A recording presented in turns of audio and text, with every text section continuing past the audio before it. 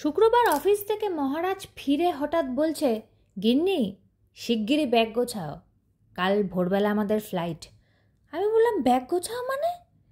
বললো, হ্যাঁ, একটা সারপ্রাইজ আছে তোমার জন্য।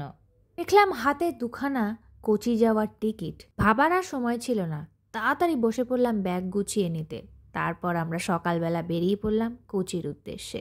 চলে এসছি ঈশ্বরের দেশ ঘুরতে, গডস ওন কান্ট্রি, কেরালা। পশ্চিমঘাট পর্বমালা বা সহ্যাদ্রির কোলে অবস্থিত একটি রাজ্য, যেখানে প্রকৃতি তার অদ্ভুত লীলা দেখিয়েছে। রয়েছে পাহাড়, চা বাগান, নদী, জঙ্গল, বন্য জন্তু জানোয়ার, ব্যাকওয়াটার্স এবং সমুদ্র।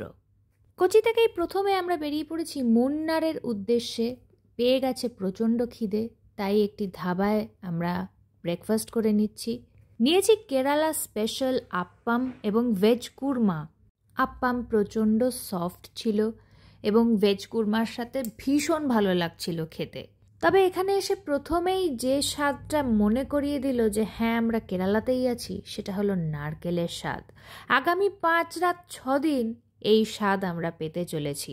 এরপর আমরা বেরিয়ে পড়লাম মুন্নারের উদ্দেশ্যে, বাকিটা আগামী পর্বে।